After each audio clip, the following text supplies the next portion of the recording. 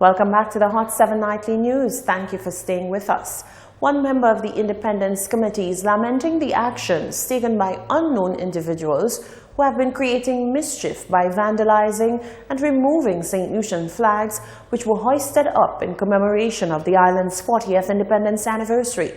Odlum says this kind of behavior is what helps in keeping the island behind. Rochelle Gonzalez reports.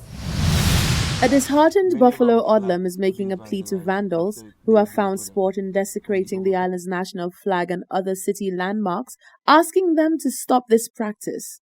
Odlum, who is a member of the Independence Committee, which has been charged with looking after the planning and preparation works for the island's big 40th independence celebration, says this sort of behavior sets the progress of the nation back a few notches.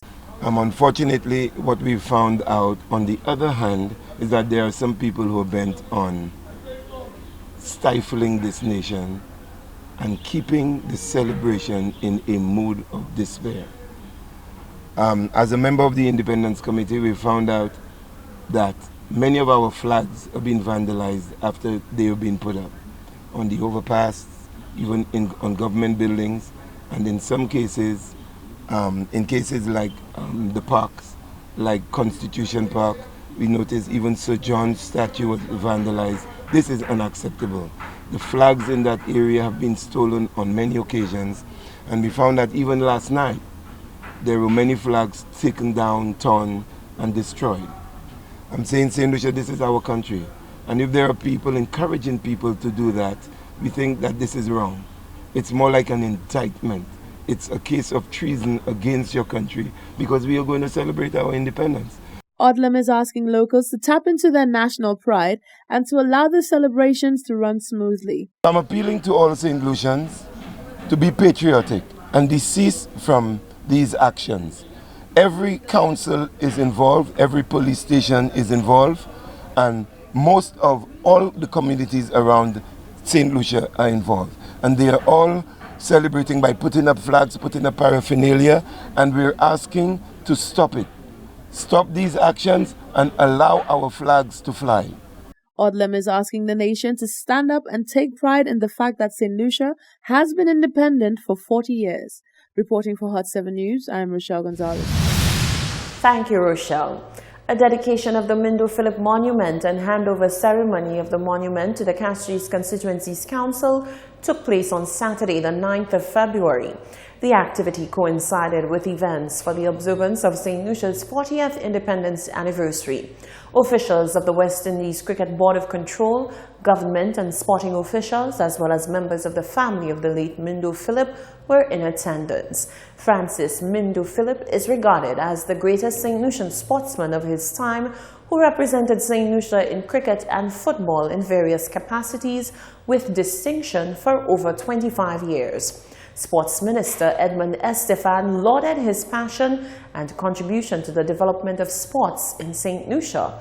While Mindo did not have the distinction of being selected on the West Indies cricket team, no other personality has been able to dominate the field of sport and command the adulation of this product of Marshall during his heyday. Mindo Philip carved his name permanently on our hearts. His legacy is imprinted in our minds, to be told through great stories of generations to come. There is a saying that a person who plants trees, knowing that they will never sit under that shade, understands the meaning of life. From the stories told, Mindo was the epitome of this saying. In March 1979, following St. Lucia's independence in February of that year, Victoria Park, which was at the time the island's main sporting facility, was renamed Mindo Philip Park in his honor. Upon his death, he was buried at the park and a monument erected on the site.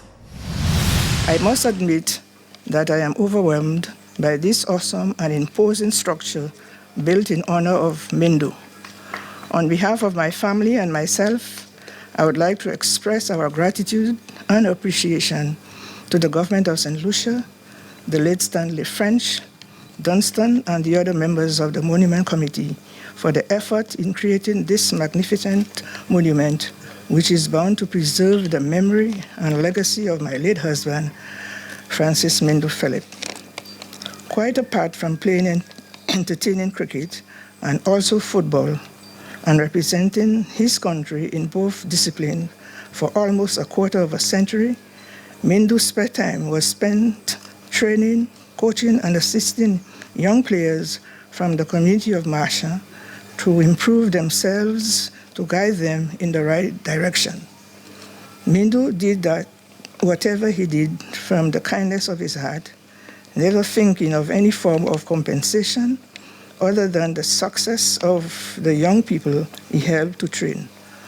While Mindu seldom received the recognition he deserved, I consider his life was always blessed with success, and for this I am eternally grateful. Writing in the publication Outstanding Sports Personalities of St. Lucia, Rupert Branford wrote that Mindu was able to complement his batting skill with all-round ability as a stock bowler, wicket-keeper, and specialist slip fieldsman. But it was not only at cricket that Mindu was outstanding. He also represented St. Lucia at football, both as goalkeeper and left wing. It was Mindu who was responsible for St. Lucia's first win over Barbados in 1963. After retiring from cricket, Mindu served spots in St. Lucia as referee, umpire, president of the Marsha Football League, groundsman, and national cricket coach. In other news, the first ever Mr. Independence pageant was hailed as a success on Saturday. 8 gentlemen competed in sections that included promotional speech, sportswear, swimwear, talent, formal wear, and the interview. In the end, only one emerged king. The first ever Mr. Independence 2019 is Jameson Edward. He represented Castries Southeast. He says he's honored to have captured the title. Individuals have been commending me on such a job well done. They expressed their gratitude, they've expressed how pleased they were with my performance and that they expected nothing more than the win, especially in this competition, because of my involvement heavily in the arts and the experience that I've had in working with different individuals in the arts as well. The second runner-up was Treasure Actil of Castries North. First runner-up was Deshaun Augustine, who represented Vieux-Fort.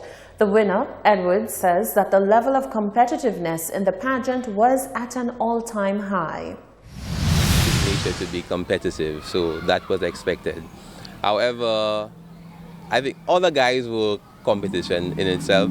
I wouldn't say that anyone was not, and I can't single out anybody saying that they did not display that aspect of being competitive. However, on the night it all boiled down to each person's display and how they went about maneuvering through the different segments of the show.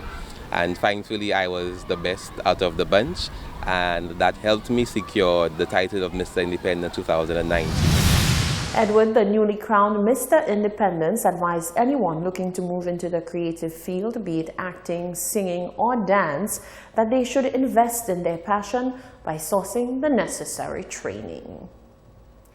The 6th Carnival Band launched its new costumes for the upcoming season with an array of colors, glitter, and of course, feathers in preparation for the upcoming Carnival season.